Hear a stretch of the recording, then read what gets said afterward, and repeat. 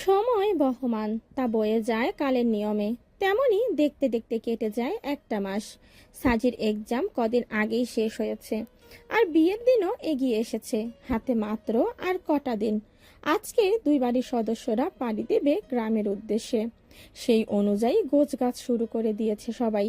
আখি, তার মামার বাড়ির মানুষজন, এছাড়া আছে সাদের পরিবার, তাদের ফুপি ও ফুপির শ্বশুর বাড়ির সবাই যাচ্ছে। যেহেতু বিয়ের মতো একটা বড় অনুষ্ঠান, তাই সকলে সমবেত হবে, এটাই তো নিয়ম। এত মানুষের জন্য গাড়িও এসেছে বেশ অনেকগুলো। আখিরা সব গোছগাছ সেরে বাহিরে বেরিয়ে আসে। সামির বারবার বলে দিয়েছে সাজি আর আখি তার গাড়িতে যাবে, যদিও আখি যেতে চায়নি। সে চেয়েছিল তার আব্বুর সাথে যেতে, কারণ সাদ বাড়িতে নেই, অফিস গেছে। সে তো চেয়েছিল সাদের সাথে যেতে। এতদিনে দমিয়ে রাখা ভালোবাসা যখন দমিয়ে রাখতে পারেইনি, তখন ঠিক করেছে সেটাকে আর বদ্ধ করে রাখবে না, মনকে ছেড়ে রাখবে। তবে সাধের কাছে সেটা অজানাই থেকে যাবে। সে কখনোই প্রকাশ করবে না তার ভালোবাসার কথা। তাই আখি সামিরের সাথে যেতে না চাইলেও সাজির জোড়াজড়িতে সেও যেতে রাজি হয়ে যায়। যথাসময়ে সামির গাড়ির সরি যথাসময়ে সামির খান বাড়ির গেটের কাছে উপস্থিত হয়। গাড়িতে আগে থেকেই অভিকা ছিল। তারা সারাটা রাস্তা আখি আর সাজির সাথে গল্প করবে বলেই সামিরের গাড়িতে এসেছে। আখি আর সাজিকে দেখে তাদের খুশি আর ধরে না। সারাটা রাস্তা তারা গল্প করতে করতে আর মজা করেই কাটিয়ে দেয়। ঘন্টা চারেক পর তারা গ্রামের বাড়িতে এসে পড়ে। তারাই প্রথমে এসেছে। আখি, সাজি সহ অভিকা সবার চোখ চিকচিক করে ওঠে। আনন্দে আত্মহারা হয়ে পড়ে তারা। ঠোঁটের কোণে ফুটে ওঠে মিষ্টি হাসি। আখি সাজির হাত চেপে ধরে বলে, ওয়াও আপু, এটা আমাদের বাড়ি? এ তো পুরো রাজবাড়ি, এত সুন্দর। আমার আব্বু আর ফুপি এই বাড়িতে মানুষ হয়েছে। আমার তো বিশ্বাসই হচ্ছে না রে। আমারও। এত সুন্দর বাড়ি শহরে আমাদের বড় বাড়ি থেকেও এই জমিদার বাড়ির আভিজাত্য এক আলাদা। ঠিক বলেছো ভাবি। আমাদের বাড়িটা সুন্দর হলেও এর কাছে যেন তার সৌন্দর্য ফিকে পড়েছে। ভাইয়া সব রং কুড়িয়ে এসে নতুন করে সবটা সাজিয়েছে। প্রথম অবস্থায় দেখলে এটার সৌন্দর্য তোমার কাছে আরও কয়েকশো গুণ বেড়ে যেত। প্রথমে অবস্থা কি খুব খারাপ ছিল ভাইয়া? ছিল তো আঁখি। 30 বছরের উপরে এই বাড়িতে কেউ থাকে না, তাহলেই বোঝো কেমন হয়েছিল এর অবস্থা। সবাই বোঝে সাদ বেশ খেটেছে এর পেছনে। আখির সাদের প্রতি ভালো লাগা আবার বেড়ে যায়। সে মনে মনে বেশ খুশি হয় তার প্রতি। লোকটা সবাইকে ভালোবাসে, সবাইকে খুশিতে রাখে, শুধু নিজের জীবনেই কাউকে আসতে দেয় না, কাউকে ভালোবাসতে দেয় না। যদি দিত তাহলে আকি হয়তো সেই মনে একটুখানি নিজের জন্য জায়গা তৈরি করে নিত, কিন্তু সেটা তো আর সম্ভব না, আর হবে না। তাই তো আখি বারবার পিছু ফেলে যেতে চায়। তবুও কোনো অদৃশ্য এক সুতোর টানে সে বারবার স্বাদের প্রতি আকৃষ্ট হয়, ফিরে আসে তার মাঝে, তার কাছে। এই আখি, কোথায় হারিয়ে গেলি? ভেতরে চল। সাজির কথায় আখি কিছুটা কেঁপে ওঠে। আখির অবস্থা দেখে সামির বলে ওঠে, আঁখি মনে হয় বাড়িটির মাঝে হারিয়ে গিয়েছিল। পাখিটা অন্য কারো মাঝে হারিয়েছিল আঁখি। হুম হুম। সামিরের কথায় আখির কিছুটা থতমত খায়। ধরে পড়ে যাওয়ার ভয়ে দ্রুত বলে, অন্য কারো কেন হবে ভাইয়া? আমি বাড়িটাকেই দেখে হারিয়ে গিয়েছিলাম। রিল্যাক্স, তুমি এত হাইপার হচ্ছ কেন? আমি তো মজা করছিলাম। চলো চলো। বলে তারা ভিতরে প্রবেশ করে, অপেক্ষা করে বাকিদের জন্য। তারা আসলেই সবাই সবার জন্য রুম ঠিক করবেন, কে কোন রুমে থাকবে। যথারীতি এক এক করে সকলের গাড়ি গ্রামে প্রবেশ করে। পরপর এত সংখ্যক গাড়ি আসায় গ্রামের লোক একটু অবাক হয়। যদিও তারা জানে সামনে বিয়ে, কিন্তু এত গাড়ি একসঙ্গে আসবে তারাও ভাবতে পারেনি। আখিদের আসার খবরটা তালুকদার বাড়িতে পৌঁছে গেছে। রক্তিম তো অপেক্ষা করছে সঠিক সময়ের, কখন সে আখিকে দেখবে আর নিজের আনন্দ দেবে। জান্নাতুল বেগম গাড়ি থেকে নেমে এক দৃষ্টিতে নিজের বাড়ির দিকে তাকিয়ে রইলেন। চোখ দিয়ে গড়িয়ে পড়ল দুফোঁটা নোনা পানি। তবে এ অশ্রু দুঃখের নয়, বরং আনন্দের। তার পাশেই এসে দাঁড়ালো জুবায়ের খান। তিনি জান্নাতুল বেগমের কাঁধে হাত রেখে বলেন, মানতে হয়, তোর ছেলে ঠিক বাড়িটা আগের মতোই করে দিয়েছে, আবার বাসযোগ্য করেছে। নইলে আমি তো ভেবে নিয়েছিলাম এই বাড়িতে আর আসা হবে না। তারপর মনে মনে বলেন, তুই ছাড়া এই বাড়িটা বড্ড ফাঁকা ফাঁকা লাগে জানো।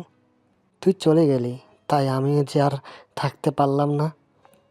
তোর স্মৃতি বড্ড তাড়া করতো আমায়, কিন্তু কাজ আজও আশা হতো না যদি না তুই থাকতিস। জান্নাতুল বেগমের কথায় জুবায়ের খান ওনার ভাবনা ছেড়ে বেরিয়ে আসেন। একসাথে সেটা কি সম্ভব? তোর তো সংসার হয়েছে, তবে হ্যাঁ, তুই তোর সংসারে থাকলেও আমার ভালোবাসা তোর সঙ্গে থাকবে। আগের নেই ভালোবাসার বন্ধনে আমরা জড়িয়ে থাকবো। তোর যখন আমার সাথে দেখা করার ইচ্ছা হবে, খান বাড়িতে চলে আসবি। খান বাড়ির দরজা সবসময় তোর জন্য খোলা, কিংবা আমাকে কল করবি, আমি তোর কাছে চলে যাব। জান্নাতুল বেগম হাসেন। পেছন থেকে এইসব দেখে নিজেদের চোখ জুড়ান রুবাইয়া বেগম, সাবিহা বেগম, সাজ্জাদ চৌধুরী ও আজাদ চৌধুরী। ভাই বোনের এই মেলবন্ধন তাদের কাছে স্বর্গসুখ বলে মনে হয়। ওনারা এক এক করে ভেতরে প্রবেশ করেন, সঙ্গে যান বাকি আত্মীয়রা। সকলের গাড়ি আসলেও স্বাদ আসে না, সে আজ একাই আসছে। অফিসের কিছু কাজ থাকায় সে সকালে আগে অফিসে গেছিল। সবাইকে সবটা বুঝিয়ে দিয়ে তবে রওনা হয়েছে। এক একটা রুমে অনেকজন করে থাকতে দেওয়া হয়েছে, যেহেতু অনেক মানুষ আর রুমের সংখ্যাও সীমিত, তাই এমন অবস্থা। আখির সাথে আখি, রুমি, রাদিয়া, অভিকা এই 4 জন থাকছে। অপরদিকে কিয়ারা, হেনা আর তাদের আরো 2 জন কাজিনকে একসাথে থাকতে দেওয়া হয়েছে। সামির, অভিক, কিয়ান, সাদাফ আর আসিফ এক রুমে। সাদাফ আর আসিফ বলেছে তারা ফ্লোরেই ম্যানেজ করে নেবে। বাকি রুমগুলোতে কিছু কিছু মহিলারা একসঙ্গে, বাকিগুলোতে পুরুষরা। তবে কোণের জন্য আলাদা রুম, আর সাতকেও একটা আলাদা রুমে দেওয়া হয়েছে। সে যে কোনো জায়গায় রুমের স্থানে মানিয়ে নিতে পারলেও তার বরাবর একা থাকা অভ্যাস, তাই এই অভ্যাস বশত তাকে একটা রুম দেওয়া হয়েছে। আখি নিজের প্রয়োজনীয় কিছু জিনিস গুছিয়ে রাখছে আর সাদের কথা ভাবছে। ছেলেটা এখনো এসে পৌঁছায়নি। সে ভাবছে একবার কল করবে, পরক্ষণেই আবার বিরোধিতা করে বলছে কল করে কি জিজ্ঞাসা করব, কোথায় আছে, যদি কোনো প্রশ্ন করে উত্তর কি দেব। এদিকে সাজির রাগে গজ গজ করতে করতে আখিদের রুমে এসে তাকে দেখে রুমি বলে, এ কি সাজি, রেগে এমন বোম হয়ে আছিস কেন? কেন থাকবো না বলতে পারো আপু? ফারজানা সকালে আমাকে বলল বিয়ের আগে গ্রামে পৌঁছে যাবে, আর এখন বলছে আসতে পারবে না। ওর বাড়ি থেকে নাকি এতটা দূরে আসতে দেবে না। এটা কোনো কথা হলো বলো তো? এতে রাগ করার কি আছে সাজি? ওর পরিস্থিতিটা বোঝার চেষ্টা কর। ওর জায়গায় থাকলে তুই কি করতিস বল তো? সাজি আখির কথা মতো ফ্রেশ হতে চলে যায়। আখিরাও রেডি হয়ে নেয়। নিচে এসে সবাই খেতে বসলেও আখি খায় না। কিয়ান সুযোগ পেলেই তাকে খেয়ে নিতে বললেও সে খাচ্ছে না। এমনকি কিয়ানের এখন না খেলে শরীর খারাপ করবে, নিজেকে স্ট্রং রাখতে হবে, এসব কথাগুলো আখির কাছে আত্মিক খেতা লাগছে। সে তবুও কথাগুলো হজম করে সুন্দর ভাষায় বোঝাচ্ছে সে এখন খাবে না। ওদিকে সামির আখিকে খেয়ে নিতে বললে আখি বাহানা সাজিয়ে বলে তার নাকি একটু বমি বমি পাচ্ছে, একটু পরে খাবে। সেজন্য কেউ আর তাকে জোর করে না। তবে কিয়ানের ব্যাপারটা ভালো লাগে না। সে এতবার করে খাওয়ার কথা বলল, কই তখন তো বমি পাওয়ার কথাটা একবারও বলেনি। সামিরকে কেন বলল? আমাকে বললে কি সমস্যা ছিল? ওদিকে আখির মতো কিয়ারাও খেতে বসেনি, কারণ হিসাবে সেও আখির কারণটাই বলেছে। যদিও দুজনের না খাওয়ার কারণটা এক, স্বাদ। সে আসেনি, তাই দুজন খেতে বসেনি। একজন ভালোবাসা প্রকাশ করেও পেল না, আর একজন প্রকাশ না করেও মনের মধ্যে দীর্ঘদিন সেই রেশ বয়ে নিয়ে চলছে। ভুলে যাবে যাবে করেও ভুলতে পারেনি, বরং দিনের পর দিন সেই ভালোবাসা তাকে দেখার একটু ইচ্ছে বেড়েই চলেছে। খাওয়া দাওয়া সেরে সবাই নিজেদের জন্য বর্ধিত রুমে বিশ্রাম নিচ্ছেন। একটু পরে আবার কাজে লেগে পড়তে হবে, তখন বিশ্রাম নেওয়ার ফুসরতও মিলবে না। ড্রয়িং রুমের সোফায় আখি আর কিয়ারা দুজনেই বসে আছে। আখি ভদ্রতার খাতিরে কয়েকবার কথা বলার চেষ্টা করলেও আশানুরূপ কোনো ফল না পেয়ে সে চুপ হয়ে যায়। যতই হোক এটা তাদের বাড়ি, আর কিয়ারা এখনকার আত্মীয়, তাই খেয়াল তো তাকে রাখতেই হবে, তাই না? তবে বারবার ইগনোর করায় সেও আর কথা বাড়ায় না। খিদে আখির পেট চু চু করছে, তাও পেট চেপে বসে আছে স্বাদের অপেক্ষায়। ওদিকে কিয়ারা আর খিদের জ্বালা সহ্য করতে না পেরে খেয়ে নিয়েছে, কিন্তু আখি বসে আছে ঠায়। বেশ অনেক সময় পরে স্বাদ আসলো। শরীর তার ঘেমে নিয়ে একাকার। স্বাদকে এমন ভাবে দেখে আখির বুকটা ধক করে ওঠে। সে ক্লান্ত স্বাদের দিকে অপলক চেয়ে থাকে, বোঝে না এসি গাড়িতে এসেও ওনার এমন কেন অবস্থা হলো। আখি দ্রুত রান্নাঘরে চলে গেল। ওদিকে আখি যেতেই স্বাদের ভ্রু কুচকে আসে। সে ভাবে আমি এসেছি বলেই কি মেয়েটা এমন দৌড়ে পালালো, কিন্তু কেন? যা পারে করুক, আমার কি। সাদ নিজের কর্দমাক্ত জুতো বাইরে খুলে এসেছে। ড্রয়িং রুমে এসে সোফায় বসতেই আখি তার দিকে কিছু এগিয়ে দেয়। সাদ তাকাতেই তার সামনে আবিষ্কার করে পানির গ্লাস। সাদ আখির দিকে তাকিয়েই থাকে, গ্লাসটা হাতে নেয় না। আখি নিজেই বলে ওঠে, আপনাকে ক্লান্ত দেখাচ্ছে, এই ঠান্ডা পানিটুকু খান, ভালো লাগবে। সাদ নিজের মুখভঙ্গি স্বাভাবিক রেখে পানির গ্লাসটা হাতে তুলে নেয়। এক নিঃশ্বাসে শেষ করে সবটুকু। তার সত্যি খুব তেষ্টা পেয়েছিল। পানিটা খেয়ে এখন একটু ভালো লাগছে। সাদ পানির গ্লাসটা আখির হাতে তুলে দিলে আখি বলে, খেতে আসুন, খাবার বেড়ে দিচ্ছি।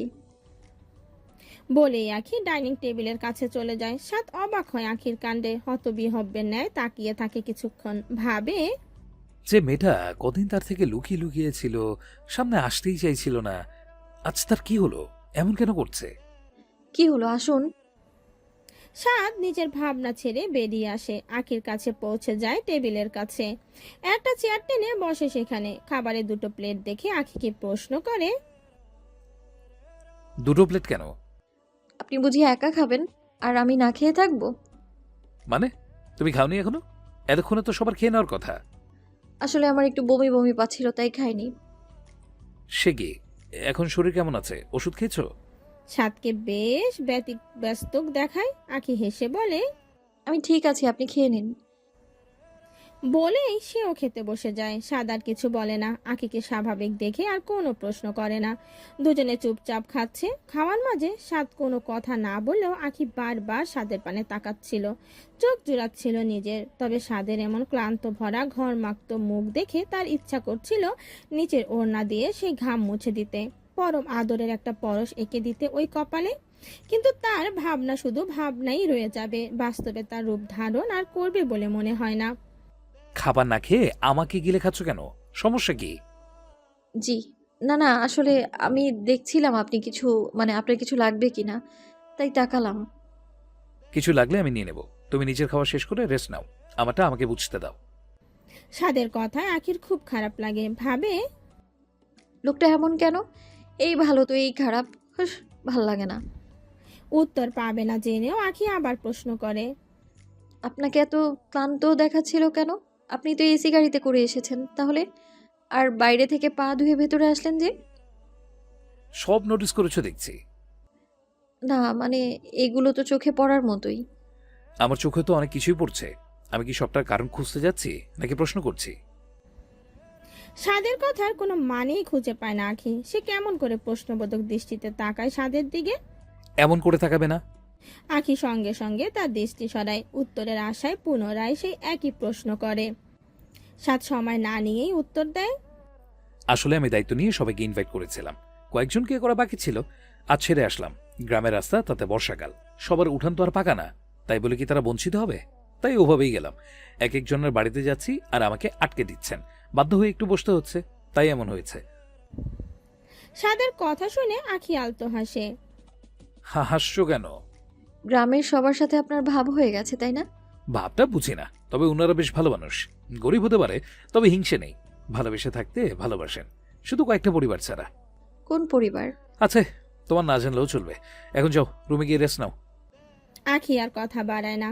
খাওয়া শেষে চলে যায় নিজের জন্য বরাদ্দ রুমে। সাদও রেস্ট নিতে চলে যায়। একটু পর থেকেই আবার কাজ শুরু হবে। সন্ধ্যাবেলা জুবায়ের খান আজাদ চৌধুরীকে নিয়ে একটু গ্রামে ঘুরতে বের হলেন। চারিদিকে কর্দমাক্ত হওয়ায় তিনি ঠিক করলেন মোড়ে চায়ের দোকানে গিয়ে বসবেন। যেই ভাবা সেই কাজ। জুবায়ের খান সেখানে গিয়ে বসলেন। পুরনো জায়গা, পুরনো স্মৃতি ওনাকে আঁকড়ে ধরলেন।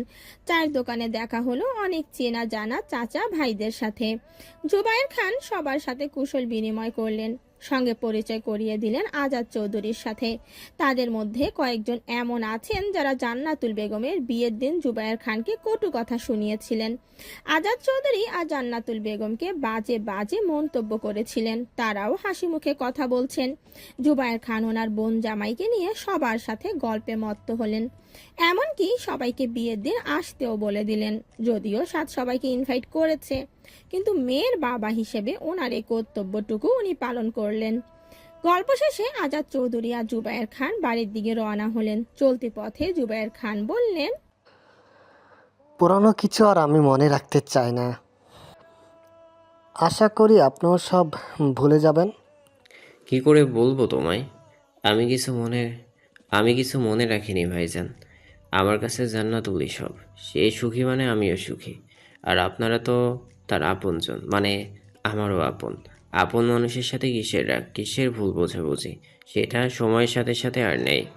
আমার বোনকে যেভাবে রেখেছেন, আশা করি আমার মেয়েকেও সেভাবে রাখবেন।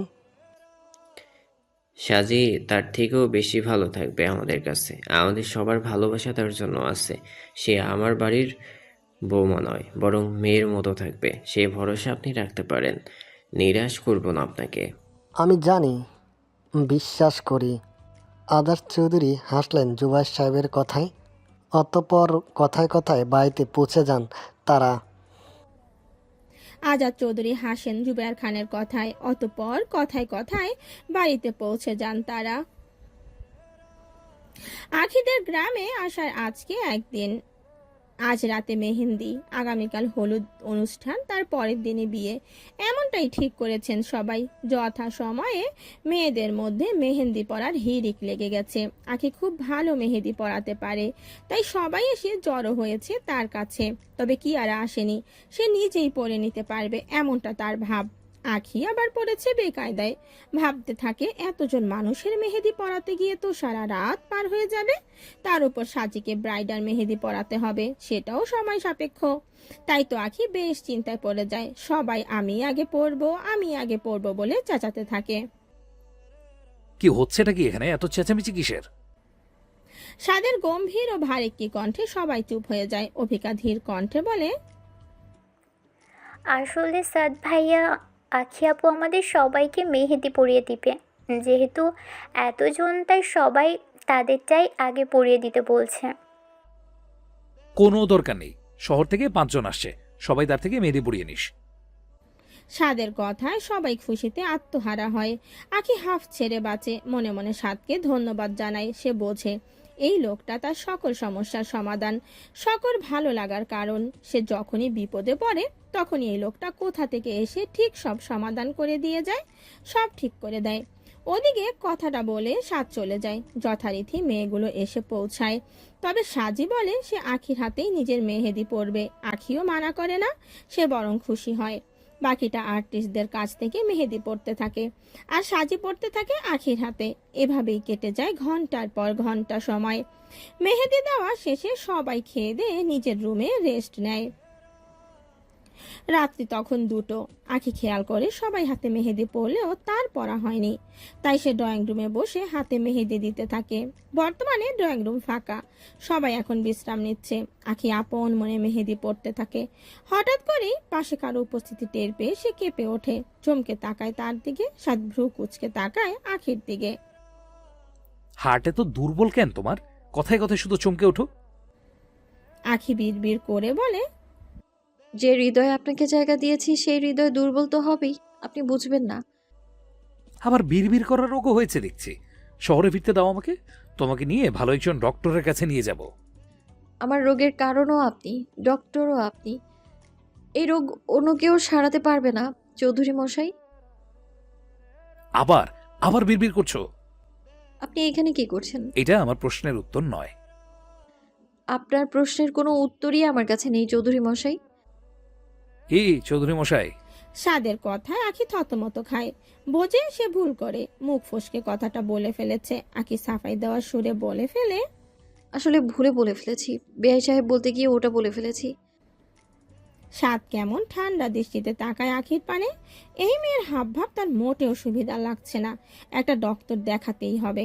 আখি বোঝে সাদ তার কথা বিশ্বাস করেনি, তাই তো কথা ঘোরাতে বলে, মেহেন্দির ডিজাইনটা কেমন হয়েছে একটু দেখুন তো। বলেই সে সাদের সামনে নিজের হাত মেলে ধরে। সাদ বেশ অনেকক্ষণ ধরে আখির মেহেদি পরা হাত পরখ করে। সবে হাতের তালুর ডিজাইন করেছে সে। মাঝ বরাবর ইংরেজিতে গোটা গোটা অক্ষরে আখি নামটি লেখা। সাদ দেখে বলে, এটা কোনো ডিজাইন হলো? এর থেকে তো ভালো আমি পড়াতে পারি।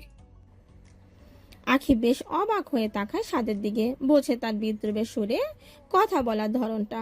তবে সে সুযোগ পেয়ে যায়, সাদকে বলে, বড় বড় কথা না বলে নিজেই পড়িয়ে দিন না, দেখি কেমন পড়াতে পারেন। শুধু মুখেই সব নাকি কাজেও কিছু আছে, দেখি একটু। তুমি আমাকে চ্যালেঞ্জ করছো? আমাকে? অবশ্যই। ওকে।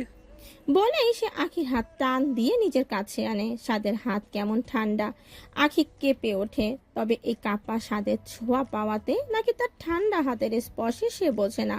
সাদ তার অদক্ষ হাতে আখির হাতে মেহেদি পরাতে থাকে। তাতেই তার হিমশিম অবস্থা। সে কি কখনো কাউকে মেহেদি পরিয়েছে নাকি? এখন তো মনে হচ্ছে আগ বাড়িয়ে আখিকে ওসব না বলতে গেলেই ভালো হতো। বেশি বুদ্ধি, কিন্তু বলে যখন ফেলেছে সে হারবে না।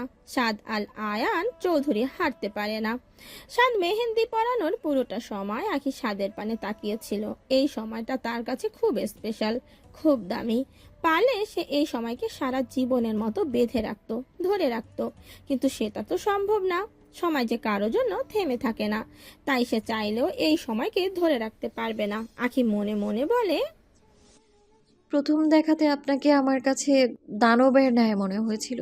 ভেবেছিলাম আপনি নিজের কাউকে ছাড়া অন্যদের ভালোবাসতেই জানেন না, পছন্দ করেন না, ভদ্র ব্যবহার করেন না। কিন্তু আমি ভুল ছিলাম মিস্টার চৌধুরী, খুব ভুল ছিলাম আমি। আপনি মানুষটাই আলাদা, সুন্দর, অমায়িক। আমি আপনাকে খুব ভালোবাসি, ভীষণ। আপনাকে ছাড়া যে আমার এক মুহূর্তও চলে না। কি করে থাকবো আমি আপনাকে ছেড়ে? কি করে যাব অন্যের ঘরে? আমি যে মরে যাব মিস্টার চৌধুরী, মরে যাব আমি। আপনি ছাড়া যে আমি কাউকেই ভাবতে পারছি না। বুকের মধ্যে অসহ্য যন্ত্রণা করছে আমার, সবসময় আপনার নামই জপে যাচ্ছি আমি। কি করব আমি? বলে দিন আমায়, বলুন প্লিজ। নাও, হয়ে গেছে। সাদের কথায় আখির ধ্যান ভাঙে। দেখে সাদের মেহেদি পরানো হয়ে গেছে, কোনো রকম চলার মতো হয়েছে। তবে এটাই আখির কাছে হাজার পাওয়ার মধ্যে একটি। সে হেসে বলে, খুব সুন্দর হয়েছে। তার চোখে মুখে ফুটে ওঠে সেই উৎফুল্লতা। সাদ আখির হাস্যোজ্জ্বল মুখের দিকে তাকিয়ে ভাবে, ভালো তো হয়নি সেটা আমিও বুঝতে পারছি, তাও এই মেয়ের মুখে এত হাসি কেন? মেহেদি ভালো হয়নি, আমার কথা মিথ্যে, সেটা ভেবে কি হাসছে? তাই হবে হয়তো। তুমি মিথ্যে বলছো, মেহেদি মোটেও ভালো হয়নি। হয়েছে। আপনি মেহেন্দি কে বোঝেন? আমি বলেছি হয়েছে মানে সুন্দর হয়েছে, বুঝেছেন? এখন রুমে গিয়ে ঘুমান।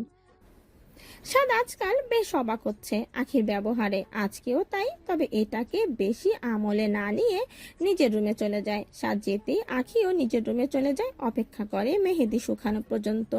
বাকিরা গভীর ঘুমে মগ্ন। মেহেদি শুকিয়ে গেলে আখি বাথরুমে ঢোকে, হাতটা ভালো করে ধুয়ে নেয়। এখন একটু কমলা আভা রং হয়েছে, সকাল হলে গাঢ় রং বোঝা যাবে। আখি নিজের হাতে একটা চুমু খেয়ে বলে, অনেক ভালোবাসি আপনাকে মিস্টার চৌধুরী, অনেক। সকাল সকালই জমিদার বাড়িতে হাজির 3 শয়তান, অর্থাৎ আব্বাস ফারুক, আব্বাস ফিরোজ আর রক্তিম তালুকদার। বাড়ির মেয়েরা অনেক রাত পর্যন্ত জেগে থাকায় এখনো তাদের ঘুম ভাঙেনি। তালুকদাররা জমিদার বাড়ির কাছে আসতেই জুবায়ের খানকে দেখতে পান। সেখানে উপস্থিত ছিলেন সাদ সহ চৌধুরী বাড়ির 2 কর্তা ও আখির 2 মামা। আব্বাস ফারুক ও তার ছেলে ও নাতিকে দেখে সাদ সহ বাকিদের চোয়াল শক্ত হয়ে ওঠে। শুধু নিলিপ্ত থাকেন সাজ্জাদ খান, কারণ তিনি চেয়ারম্যানের সম্পর্কে কিছুই জানেন না। আব্বাস ফারুককে দেখে জুবায়ের খান কিছু বলতে যাবেন, তার আগেই সাদ বলে ওঠে, আপনি এখানে আর সাঙ্গবাঙ্গ নিয়ে এসেছেন দেখছি, মতলব কি? দেখো জুবাই, দেখো আমার এখানে আসতেও তোমার ভাগ্যের মতলব খুঁজছে। আমাকে কি তেমন মনে হয়? আহা, রেগে যাচ্ছ কেন? বাচ্চা মানুষ, একটু শান্ত হয়ে থাকো না বাপু। অন্যদিকে রক্তিমের নজর এদিক ওদিক নিবদ্ধ। সে নিজের চোখ দিয়ে কাউকে খুঁজে চলেছে, কিন্তু বাইরে আখি কেন অন্য কোনো মেয়ের টিকিটিও সে খুঁজে পাচ্ছে না। যদিও আখি এখন প্রাপ্তবয়স্ক হয়েছে, তবুও ছোটবেলায় যাকে দেখেছিল তাকে চিনতে তার মোটেও ভুল হবে না। তার কুৎসিত নজরে আখির মুখশ্রী এখনো স্পষ্ট। রক্তিমের দিকে নজর পড়তেই সাদ নিজের হাত মুষ্টিবদ্ধ করে। সেটা দেখে আজাদ চৌধুরী ছেলের হাত চেপে ধরেন। ইশারায় বোঝান শান্ত থাকতে।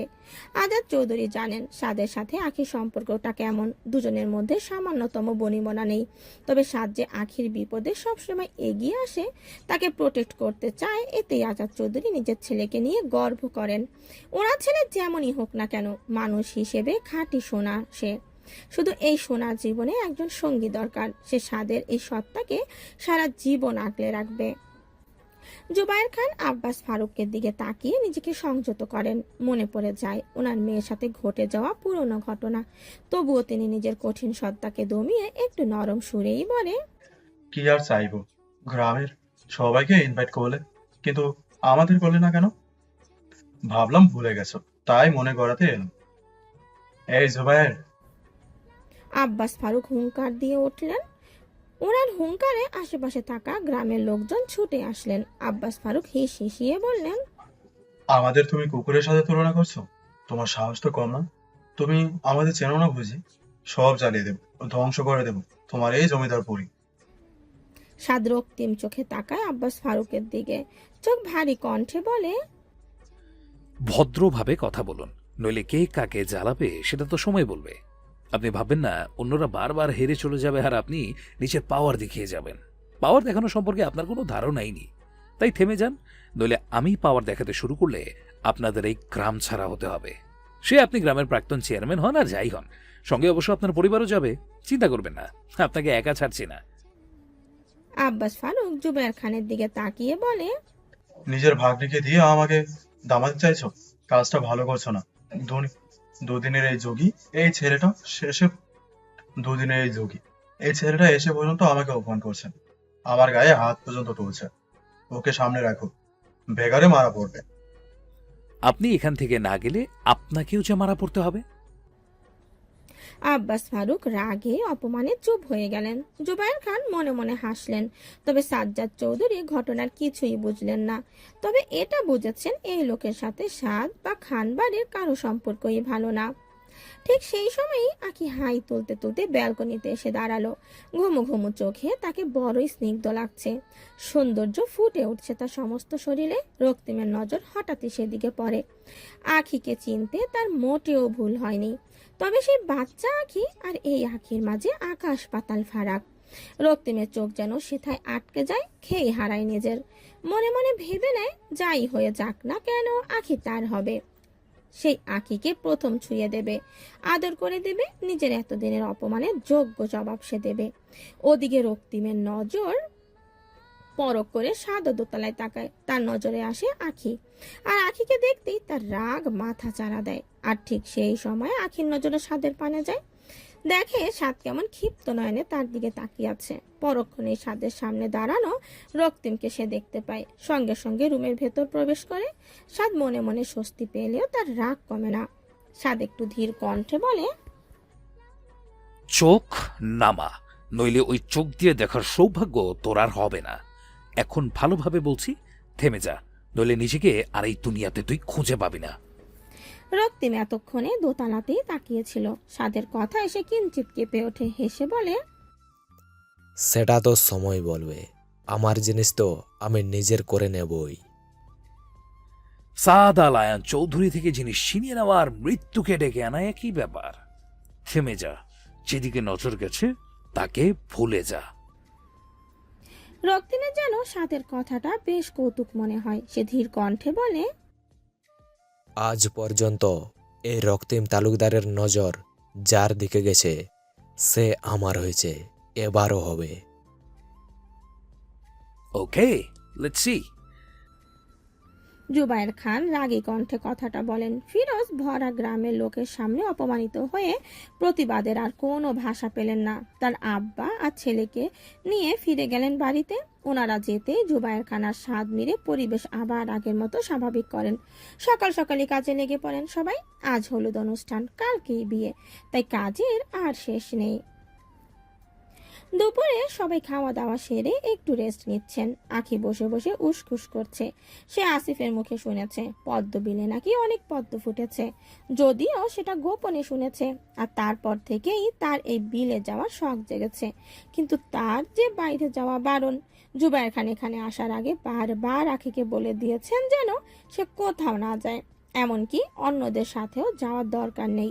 কথাটা শোনার পর থেকেই আখির মনটা খারাপ হয়েছিল, আর এখন তো মনটা আরো খারাপ হয়ে গেছে। সে রুমের সোফায় বসে অনেকক্ষণ ধরে চিন্তা ভাবনা করছে। অবশেষে মন স্থির করলো সে টুক করে পদ্মবিলে যাবে, কটা পদ্ম নেবে আর চলে আসবে। এখন দুপুরের সময়, তাতে বর্ষাকাল, এখন নিশ্চয়ই ওখানে রক্তিমরা থাকবে না, তাই তার ভয় পাওয়ার কোনো কারণ নেই। যেই ভাবা সেই কাজ। আখি ওড়না গায়ে ভালো করে জড়িয়ে বেরিয়ে পড়ল। বিয়ে বাড়ি, তাই বাড়ির আনাচে কানাচে লোকজন সব ছড়িয়ে আছে।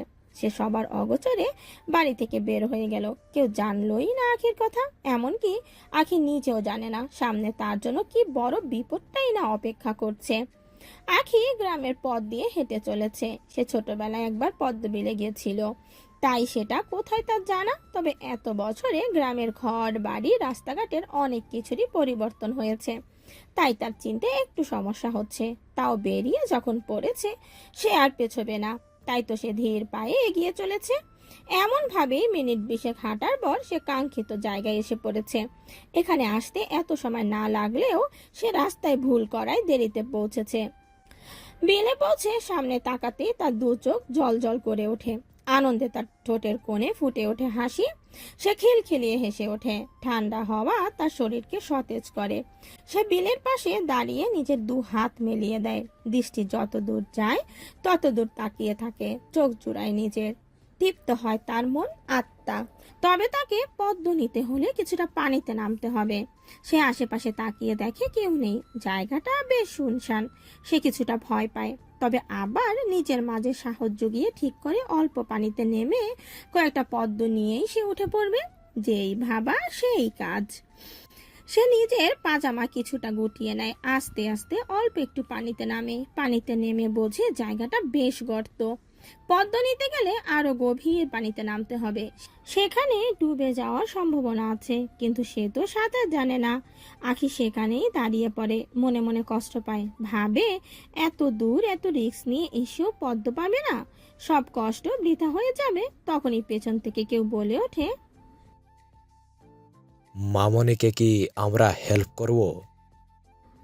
কারো কণ্ঠে আখি কেঁপে ওঠে কিঞ্চিত। ধীর গতিতে পেছনের দিকে তাকায়। তাকাতে আবিষ্কার করে রক্তিম সহ আরো 3টি ছেলেকে, যারা সর্বদা রক্তিমের সাথে সাথেই থাকে। আখি খুব তাড়াতাড়ি বিলের পানি থেকে উঠে পড়ে। তা দেখে মিলন নামের ছেলেটা বলে। আখি এবার ভীষণ ভয় পেয়ে যায়। ভয়ের চোটে চোখ বেয়ে বেরিয়ে পড়ে নোনা পানি। ভাবে এখানে এসে কি ভুলটাই না করেছে সে। আজ আর কেউ তাকে বাঁচাতে পারবে না। আজকে তার জীবনের শেষ দিন। আখি এবার পাশ কাটিয়ে চলে আসতে নিলে রক্তিম তার হাত চেপে ধরে। আখি ভয়ে শব্দ করে কেঁদে দেয়। আরে আরে সোনামণি, কাঁদছ কেন? কাঁদার মতো তো এখনো কিছু করিনি। আমাকে যেতে দিন। আপনি বলে সম্বোধন? আরে বাস, শহরে থেকে থেকে তোমার তো বেশ উন্নতি হয়েছে দেখছি। আগের বার তো তুই তুকারি করতে, এমনকি আমাকে মেরে শহরে পালালে, কিন্তু এবার তোমার কি হবে সোনামণি? দেখুন, তখন আমি ছোট ছিলাম, ভুল করে ফেলেছি, এই জন্য মাফ চাইছি আমি। এখন যেতে দিন আমায়। ইচ্ছা না থাকা সত্ত্বেও আখি মাফ চেয়ে নেয়, কারণ এই নির্জন জায়গাতে কেউ তাকে বাঁচাতে আসবে না। তাই নিজেকে বাঁচাতে হলেও এটুকু নিচু তাকে হতেই হবে। আখির কথা শুনে রক্তিম হেসে ওঠে। গা জ্বালানো সেই হাসি। আখির গা গুলিয়ে আসে, তবুও নিজেকে সংযত করে রাখে সে। নিজের মনে ফোন দিয়াটে কোনো রকমে এখান থেকে পালানোর পথ খোঁজে। রক্তিম নিজের হাসি মুখ নিয়েই বলে, এই তোরা দেখ, সোনামণি আমার কাছে মাপ চাইছে। কি করুন আকুতি, ওকে কি মাফ করে দেওয়া উচিত? তোরাই বল। রক্তিম ভাই, ভালোবাসা উচিত। শাহিন নামক ছেলেটির কথায় সবাই উচ্চস্বরে হেসে ওঠে। দেখেছ তো আমার ভাইয়েরা কি বলছে? বলছে নাকি তোমাকে ভালোবাসা উচিত। চলো তাহলে একটু ভালোবাসাবাসি হয়ে যাক। এভাবে শুকনো মুখে মাফ করে দিলে কেমন দেখায় না? যেতে দিন আমায়। বলেই আখি এবার চলে আসতে নেয়, কিন্তু আগের তুলনায় এবার আরো শক্তভাবে রক্তিম আখির হাত চেপে ধরে। ব্যথায় কুকড়ে ওঠে আখি।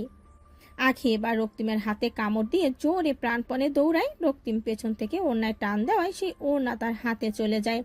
আখি ছুটে চলে ওড়নাবিহীন, তবে কাদা মাটিতে ছুটতে খুব অসুবিধা হয়। এই মেয়েটাকে ধর, আজকে আর পালাতে দেব না ওকে। রক্তিমের কথায় মিলন শাহিন আখির পিছু পিছু ছুটতে থাকে। কয়েক পা এগোনোর পরে তারা আখিকে ধরে ফেলে, টেনে নিয়ে আসে রক্তিমের কাছে। রক্তিম আখির চুল টেনে ধরে বলে, খুব দেমাগ না তোর, ভেঙে দেব সব দেমাগ। একটু সুন্দর বলে এত অহংকার। বেশ, আজ তোর সব অহংকার ধুয়ে মুছে সাফ করে দেব। আমায় ছেড়ে দিন প্লিজ। প্লিজ। উফ, শুনতে যে কি শান্তি। তোমাকে কি বলবো সুন্দরী। আখি আবার রক্তিমকে ধাক্কা দেয়। অন্যরা তাকে ধরার আগে এসে ছুট দেয়। কিছুটা দূর এগিয়ে জোরে ধাক্কা খায় কারো সাথে। থেমে যায় তার পা। সামনে তাকাতেই সে যেন জীবন ফিরে পায়। সামনে থাকা ব্যক্তিটিকে আস্তে পিষ্টে জড়িয়ে ধরে, কেঁদে ওঠে ফুপিয়ে। আখির হঠাৎ করে এমন জড়িয়ে ধরায় সাত জমে যায়। অন্তরে হানা দেয় নতুন অনুভূতি। মেলিয়ে স্পর্শে কেঁপে ওঠে তার সমস্ত সত্তা। নিজের অস্তিত্বকে আবিষ্কার করে নতুনভাবে। আশেপাশে সব ভুলতে বসে। সামনে যে কত বড় একটা ঘটনা ঘটতে চলেছিল সেগুলো খেয়াল থাকে না। শুধু ভাবে আখির কথা, তার জড়িয়ে ধরার কথা, নিজের হৃদয়ে বয়ে চলা অনুভূতির কথা। তবে সে আখিকে চেয়েও সরিয়ে দিতে পারে না। কোনো অদৃশ্য শিকল তাকে আটকে দেয়, যা আগে অন্য কারো সাথে হয়নি, যা অন্য কোনো সময় অনুভব করেনি। আপনি এসেছেন মিস্টার চৌধুরী। ওরা আমাকে ওরা আমায় আমার সাথে। আখির কথায় সাথে ধ্যান ভাঙে, ফিরে আসে বাস্তব জীবনে। তাকায় ওদের দিকে, চোখ দুটো তার লাল হয়ে আসে, যেন আগুন ফুটছে। আর সে যেন ওই আগুনের সামনে থাকা নর পিচাসদের ধ্বংস করে দেবে, ভস্ম করে নিঃস্ব করবে দুনিয়া থেকে। তবে সে অবাক হয়েছে আখিকে এখানে দেখে। সকালে রক্তিমে তাকিয়ে থাকা ব্যাপারটা নিয়ে আখির সাথে কথা বলবে ভেবে সাদ আখির রুমের কাছে গেছিল, কিন্তু রাদিয়ার কাছে শুনেছে আখি একটু নিচে গেছে। কিন্তু সারা বাড়ি খুঁজেও যখন সে আখিকে পায়নি, তখন তার সন্দেহ হয়। বাইরে বেরিয়ে খুঁজতে থাকে। তারপরে গ্রামের একজনের কাছ থেকে শুনে এই বাড়ির একটা মেয়ে বিনের রাস্তার দিকে গেছে। সাদ ভেবেছিল হয়তো অন্য কেউ হবে, তবুও কৌতূহল বশত এদিকে এসেছিল। আর এসেই এমন একটা ঘটনার সম্মুখীন হয়েছে যা দেখে সাদের রুহু কেঁপে উঠল। ভাবলো সে যদি এখন এই মুহূর্তে এখানে না আসতো তাহলে কি ঘটে যেত। সাদের খুব রাগ হলো আখির প্রতি। সবটা জানা সত্ত্বেও কেন একা এখানে এসেছে, কেন নিজের বিপদ সে এভাবে ডেকে আনে। সে কি নিজের ভালো বোঝে না? এতই কি বোকা সে? তবুও এই মুহূর্তে সাদ আখির প্রতি থাকা নিজের রাগকে দমিয়ে ফেলে। রাগের দৃষ্টিতে তাকায় সামনে থাকা রক্তিমদের দিকে, কিন্তু ওদের ঠোঁটে ক্রূর হাসি। সাদ শক্ত হাতে আখিকে জড়িয়ে নেয় নিজের মাঝে, বোঝায় সে আছে সব সময়, সব বিপদে। সে থাকতে আখির কিচ্ছু হবে না, সে হতেই দেবে না। নিস্তব্ধ পরিবেশ, কারো মুখে কোনো টু শব্দ নেই। শুধু থেকে থেকে বাতাসে মিশে যাচ্ছে গভীর নিঃশ্বাসের শব্দ আর আখির ফুপিয়ে কান্নার আওয়াজ। সাদ এখনও আখিকে শক্ত করে বুকে চেপে রেখেছে। কেন রেখেছে সেটা সে নিজেও জানে না, শুধু জানে আখির এখন তাকে প্রয়োজন, খুব করে প্রয়োজন। এতক্ষণের নিস্তব্ধতা ভেঙে রক্তিম বলে ওঠে, সোনামনের সাথে দেখছি হিরোমনিও ফ্রি। সোনামনের সাথে দেখছি হিরেমনিও ফ্রি। কিন্তু এই ফ্রি জিনিসকে যে এখন আমরা গ্রহণ করতে পারছি না চান্দু। মেয়ে হলে একটা কথা ছিল না, মানে সব ভাগ বাটোয়ারা করে। রক্তিম আর পুরো কথা শেষ করতে পারে না। সাদের রাগী গম্ভীর চাহনিতে কেন জানি না সে ভরকে যায়। সাদ আখিকে নিজের থেকে ছাড়িয়ে নেয়। কান্নায় আখির নেত্রজোড়া রক্তিম বর্ণ ধারণ করেছে। অল্প সময়ের মধ্যেই ফুলে ফেপে একাকার হয়েছে। আখির চোখের দিকে তাকিয়ে সাদের বুকটা ধক করে ওঠে। নাম না জানা কারণে যন্ত্রণা হয় বক্ষ পাজরে। সাদ আলতো হাতে আখির চোখের পানি মোছে, তাকে নিজের পাশে দাঁড় করায়। অতঃপর রক্তিমের দিকে ফিরে বলে, তোকে ভালোভাবে বলেছিলাম এদিকে না তাকাতে, সুযোগ দিয়েছিলাম, শুনলি না, মরার পাখনা গজিয়েছে। আমার গ্রামে দাঁড়িয়ে তুই আমাকে ধমকাচ্ছিস? আঁখি আমার, ওর উপর সেই ছোট থেকে আমার নজর। আমাদের মধ্যে আসিস না, ওকে আমার হাতে দিয়ে দে। তবে তুই যদি চাস আমাদের সাথেও তুইও এনজয় করতে পারিস। আমরা রক্তিমের কথা আর শেষ হয় না, তার আগেই সাত তাকে বেধড়ক পেটাতে থাকে, সঙ্গে যুক্ত করে বাকি তিনজনকে। তারা সকলে প্রাপ্তবয়স্ক হলেও সাধের পেটানো বলিষ্ঠ শরীরের সাথে কেউ পেরে ওঠে না। আখি অঝরে নিজের অশ্রুকণা বিসর্জন দিতে থাকে। এই নিয়ে দুবার সাত্তাকে বাঁচিয়েছে, নতুন জীবন দান করেছে, আর দুবারই আখির ভুলের জন্য তার সর্বনাশ হতে যাচ্ছিল। সেসব ভেবে আখির আরও কান্না পায়। সব দোষ তো তার নিজের কারণেই আজ এত বড় বিপদ। সাত সবাইকে পিটিয়ে আধমরা করে দেয়। রক্তিমের হাতের অবস্থা বেহাল। সাত বেশি আঘাত করেছে রক্তিমের হাতে। ওই হাতে আখির ওড়না ছিল, মানে ওই হাত দিয়েই সে আখিকে ছোঁয়ার চেষ্টা করেছে। আর যে হাতে সে আখিকে ছোঁয়ার চেষ্টা করেছে সেই হাত আর সাত বাঁচিয়ে রাখেনি। হাতে আঘাত করার চোটে সেটা এখন অকেজো হয়ে পড়েছে, অবশ হয়ে পড়ে আছে মাটিতে। রক্তিমের হাত ছুটে মাটিতে পড়ে থাকা আখির ওড়নাটা সে তুলে নেয়, যত্ন সহকারে জড়িয়ে দেয় আখির গায়ে। তারপর আবার মারতে শুরু করে। সেই সময় গ্রামের কয়েকজন লোক বিলের দিকেই আসছিল। কাউকে মারপিট করতে দেখে তারা এগিয়ে আসে। এসে দেখে সাদ রক্তিম আর তার চেলাদের পিটিয়ে ছাল তুলে দিয়েছে। তারা ভয় পেয়ে যায়, ভয়ে ঢোক গিলে সাদের পানে তাকায়।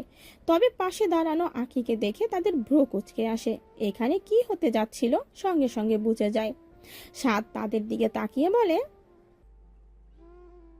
আরো কয়েকজনকে ডেকে আনুন, আর একটা ভ্যানের ব্যবস্থা করুন। ওদেরকে জমিদার বাড়ির সামনে নিয়ে যেতে হবে, কুইক। সাধের কথায় ওরা দৌড়ে চলে যায়। পাল্টা প্রশ্ন করার সাহস আর পায় না। ওরা যেতেই সাদ আখির পানে তাকায়। আখির প্রতি তার রাগ তীর তীর করে বাড়ে। এই কান্না ভেজা অশ্রু যার মাত্রা ছড়ায়, তবুও শান্ত কণ্ঠে বলে, কান্না থামাও, কেউ মরে যায়নি। সাধের কথায় আখি বেশ অবাক হয়। সে ভেবেছিল সাধ হয়তো তাকে 2-4টে চড় মেরে দেবে, রাগী কণ্ঠে তাকে ধমক দেবে, বকবে। সে তো এটারই যোগ্য। তবে সাধকে শান্ত গলায় কথা বলতে দেখে সে বেশ অবাক হয়। তবে তার কিছুটা ভয় কমে আসে। সে মিনমিনে গলায় বলে, আমি সত্যি বুঝতে পারিনি যে এমন কিছু হয়ে যাবে। আম সরি। আর কখনো এমন করব না। কখনো কারো কথায় অবাধ্য হয়ে একা একা চলে আসবো না, আমি প্রমিস করছি।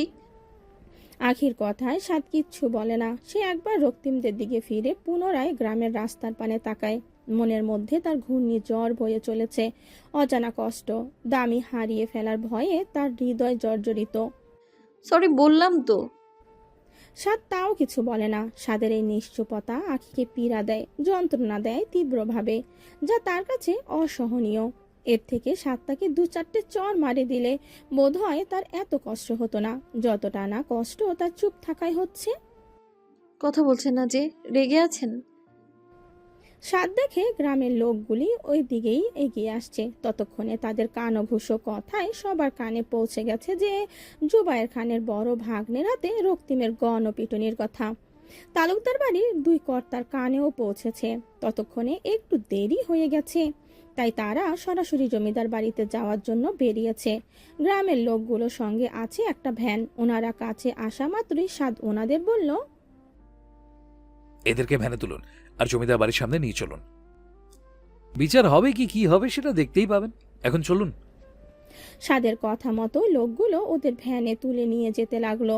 ওনারা কিছু দূর এগিয়ে যেতেই সাদ আখির হাত ধরে। মুখে কোনো বাক্য ব্যয় না করেই তার হাত ধরে এগিয়ে যেতে থাকে বাড়ির পথে।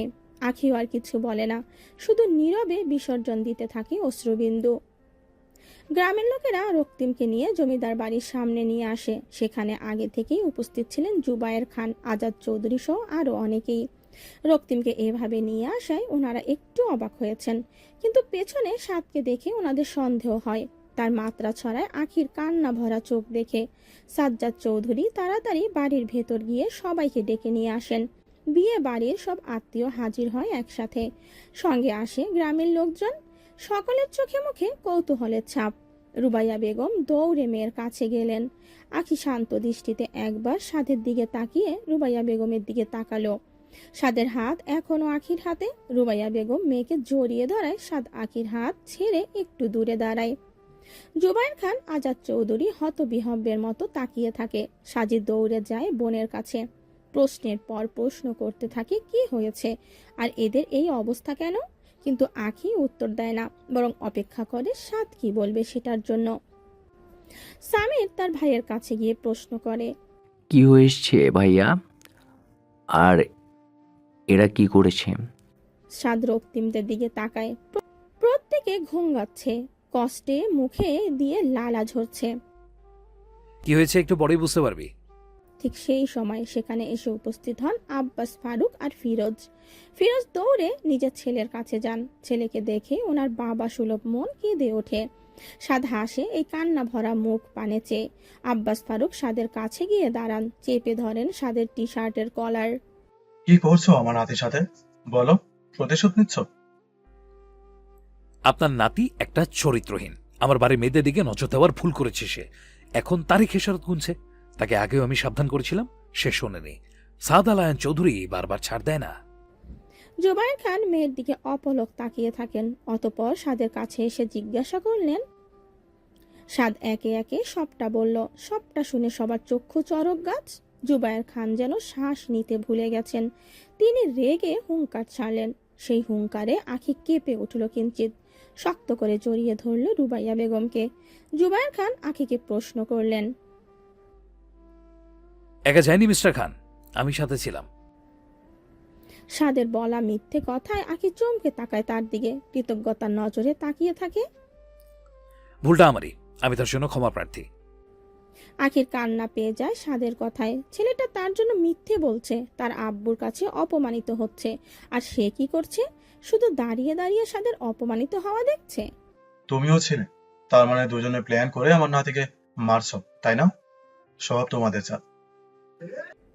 আব্বাস ফারুকের কথা শুনে সাদ জুবায়ের খানের সাথে নিজের কথা থামায়। আব্বাস ফারুককে বলে, প্ল্যান করে মারার হলে ওকে মেরেই ফেলতাম, বাঁচিয়ে এই পর্যন্ত নিয়ে আসতাম না। আর আপনার এসব ফালতু কথা রাখুন। আপনার ছেলে গ্রামের চেয়ারম্যান, ভালো মন্দ বিচার করার অধিকার ওনাকে দেওয়া হয়েছে। এখন নিজের ছেলের বিচারটাও করতে বলুন, নাকি বিচার করাটা শুধু অন্যদের জন্য বরাদ্দ? আমার নাতি অন্যায় করেনি, অন্যায় করেছো তুমি। আমার নাতিকে আদামরা করে এনেছো। বিচার হলে তোমার বিচার হবে, আর এই মেয়ের হবে। ওই মেয়ে একটা... শাট আপ! নিজের নোংরা মুখ সামলে রাখুন আব্বাস ফারুক সাহেব, নইলে ওই নোংরা মুখ আমি ভেঙে দেব। জুবায়ের, দেখেছো তো তোমার বোন কেমন ছেলে পয়দা করেছে? ছোট বড় কাউকে সে মানে না। কথাটা শোনা মাত্র আজাদ চৌধুরী, সাজ্জাদ চৌধুরী সহ বাকিরা রেগে যান। তবে আগত পরিস্থিতির কথা ভেবে আপাতত চুপ থাকেন। জুবায়ের খানের কথা হাতে গোনা কয়েকজন ছাড়া কেউই বুঝলেন না। ওনার কথার মাঝে কয়েকজন এগিয়ে আসলেন। জুবায়ের খানের কথার বিরোধিতা করে বললেন, অন্যায় করেছে তাই মার খেয়েছে। মেয়েদের দিকে হাত বাড়ানোর শাস্তি। শুকরিয়া আদায় করুন, আমি ওদের জানে মেরে দেইনি। বলেই লোকটি সবার দিকে তাকালেন, গরম চোখে কিছু বোঝালেন। তাতেই সবাই নিশ্চুপ। লোকটি ক্রূর হেসে বললেন। সাদ লোকটির দিকে ফিরে কেমন করে যেন হাসলো, বলল, ওনারা কেউ কিচ্ছু বলবে না, কারণ ওনারা ভয় পান। সম্মান হারানোর ভয়, বাসভূমি হারানোর ভয়, আত্মমর্যাদা হারানোর ভয়। কারণ ওনারা খুব ভালো করেই জানেন এরা কেমন প্রকৃতির ছেলে। শুধু ওনারা কেন বলছি আমি, গ্রামের সবাই জানে ওরা কেমন মানুষ। শুধু ভয় পেয়ে তারা চুপ করে আছেন।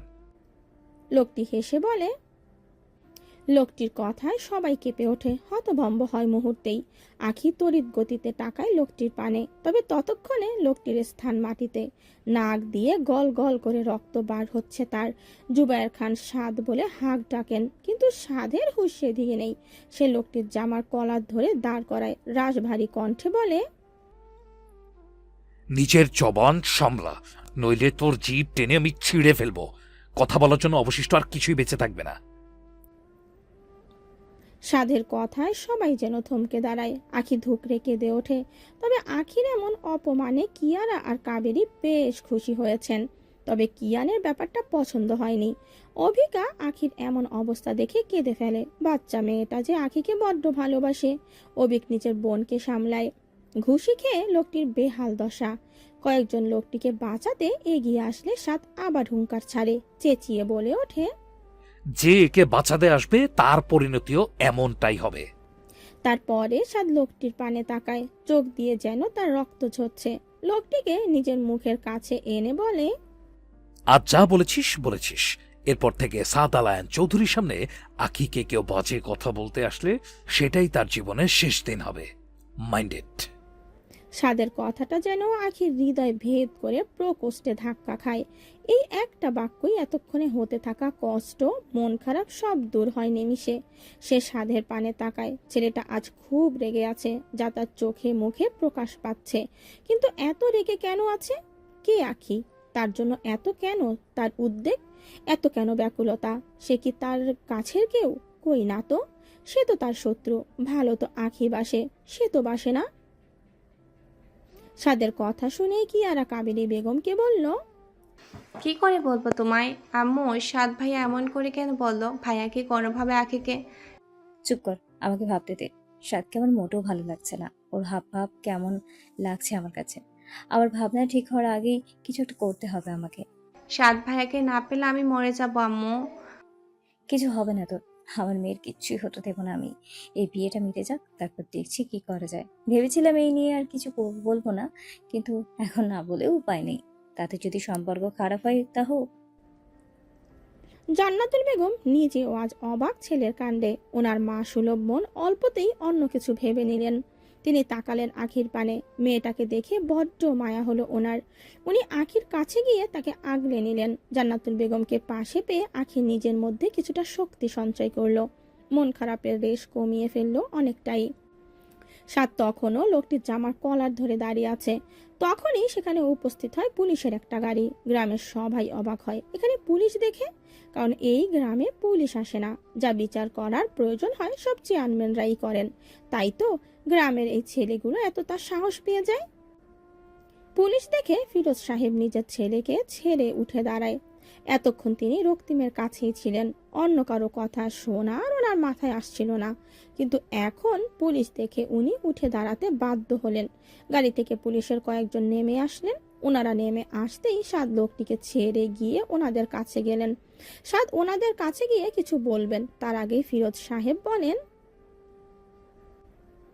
পুলিশদের মধ্যে আসা বড় অফিসার ফিরোজ সাহেবের কথার প্রতি উত্তরে বলেন, কেন এই গ্রামে কি পুলিশ আসা বারণ, নাকি এই গ্রামের ক্রাইম হয় না? আপনারা সবাই দোয়া তুলসী পাতা। ফিরোজ সাহেবের কথায় সাদ হেসে বলল, অন্যায়ের বিচার করতে করতে নিশ্চয়ই ক্লান্ত হয়ে পড়েছেন, তো এখন এনাদের সুযোগ দিন। আপনি এক কাজ করুন, একটু বিশ্রাম। সাদের কথা শুনে ফিরোজ সাহেব হিস হিসিয়ে উঠলেন। সেদিকে একবার তাকিয়ে সাদ অফিসারকে বলল, মিস্টার মল্লিক, ওই আপনার আসামি, প্লিজ অ্যারেস্ট দেম। অফিসার সাদের দিকে ফিরে বললেন, আপনি আমাকে কল করে ডেকেছেন, আমি এসেছি, কিন্তু আইন নিজের হাতে তোলে আপনি কাজটা একদমই ঠিক করেননি। আমি বাধ্য ছিলাম অফিসার, তারা মারার মতোই কাজটা করেছে, আর আমি আমার কাজের জন্য মোটেও অনুতপ্ত নই। সাদের কথায় আখি বেশ অবাক হয়। তবে সে তো সাদের সাথেই এখানে এসেছে, তাহলে সাদ পুলিশকে কল কখন করলো?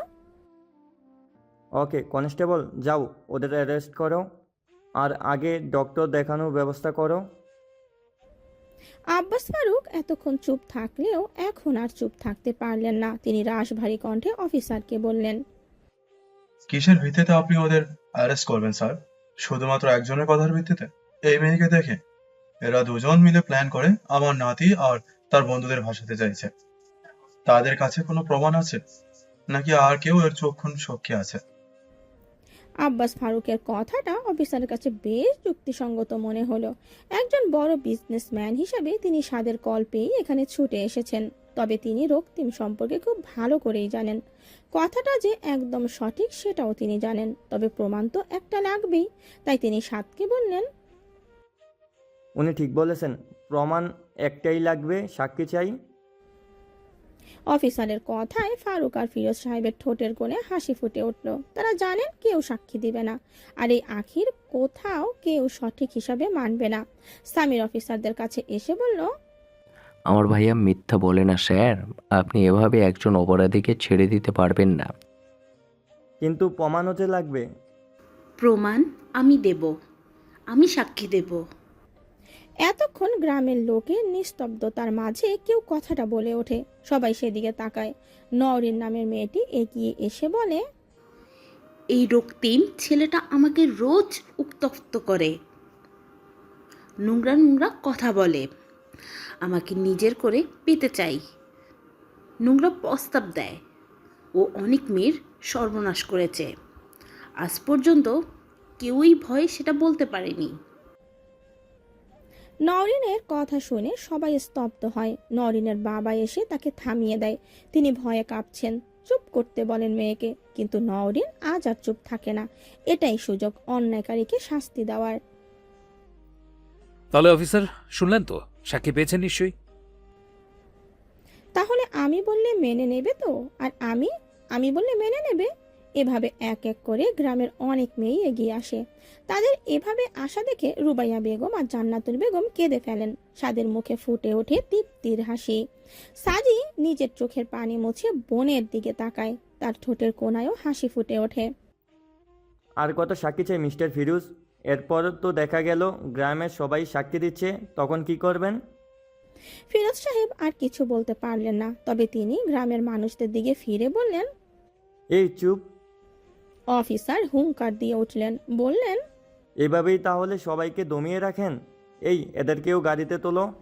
গ্রামের এক ব্যক্তির কথায় অফিসার সেদিকেই তাকালেন। অশ্রুভেজা কণ্ঠে বললেন ব্যক্তিটি, এতদিন কেন আমাদের জানাননি এইসব কথা? ব্যক্তিটির কথায় সাদ সহ জুবায়ের খানরা সবাই অবাক হন।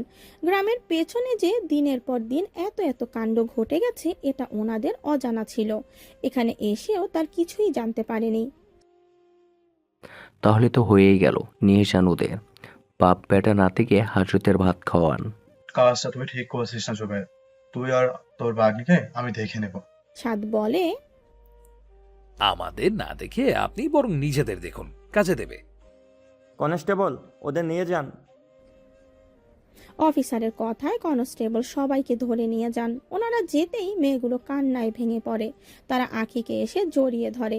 আখি তাদের চেনে না, তবুও আজ যেন তারা কত আপন। আখিও এক হাতে তাদের জড়িয়ে নেয়। মেয়েগুলোর চোখে সুখের কান্না। আজ থেকে তারা মুক্ত, মুক্ত পাখি। আজ থেকে তারা যেভাবে ইচ্ছে উঠতে পারবে, ঘুরতে পারবে। আর ভয় নেই, ভয়ের কোনো কারণও নেই। তাদের যে আজ সুখের দিন।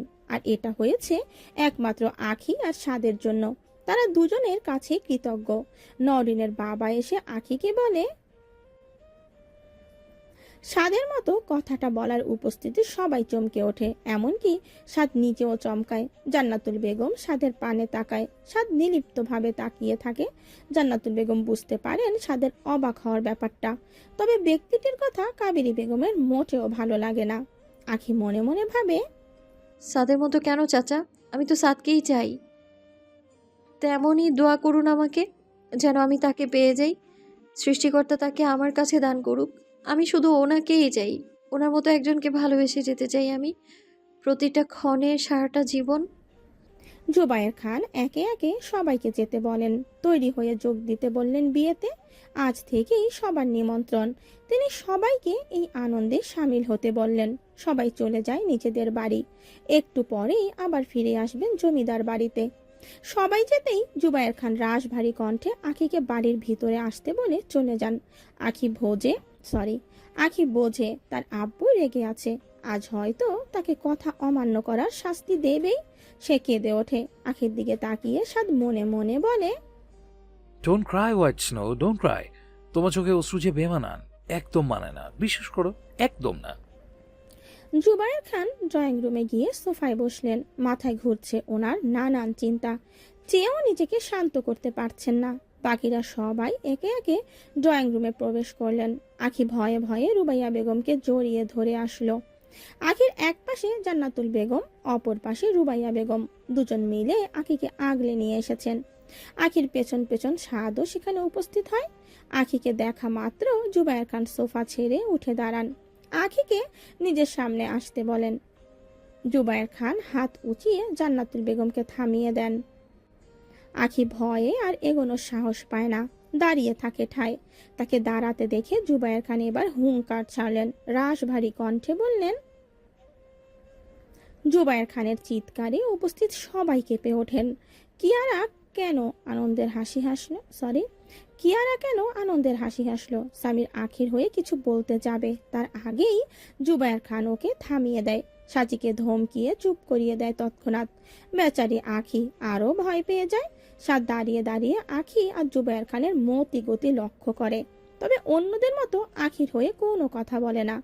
ভয়ে আখি শব্দ করে কেঁদে দেয়। মাথা নিচু করে ধীর পায়ে এগিয়ে যায় জুবায়ের খানের কাছে। আখি জুবায়ের খানের সামনে যেতেই উনি বলেন। আখি নিশ্চুপ। জুবায়ের খান আবার একই প্রশ্ন করেন। আখি মাথা নেড়ে হ্যাঁ সূচক উত্তর দেয়। আখির সম্মতি পেয়ে জুবায়ের খান আখির গালে চড় মারতে যান। আখি সঙ্গে সঙ্গে চোখ খিচে বন্ধ করে নেয়। উপস্থিত সবাই জুবায়ের খানের এহেন কাণ্ডে হতবম্ব হয়ে পড়েন। রুবাইয়া বেগম ধুকরে কেঁদে ওঠেন। কিন্তু এ কি, অনেকক্ষণ চোখ বন্ধ করে থাকলেও আখির গালে জুবায়ের খানের হাত স্পর্শ করে না। সে পিট পিট করে চোখ খোলে, আর খুলে অবাকের চরম সীমায় পৌঁছে যায়। শুধু সে নয়, বাকিরাও বাকরুদ্ধ কিংকর্তব্য বিমূঢ় ভাবে চেয়ে থাকে। কিয়ারা দাঁতে দাঁত চেপে নিজের রাগ সংবরণ করে। স্বামীর সাজি সহ আখির কাজিন মহলের মুখে হাসি ফুটে ওঠে। আখি অবাক দৃষ্টিতে সাদকে দেখছে। সে তার আব্বুর হাত ধরে আছে। জুবায়ের খান গরম চোখে তাকিয়ে আছেন সাদের দিকে।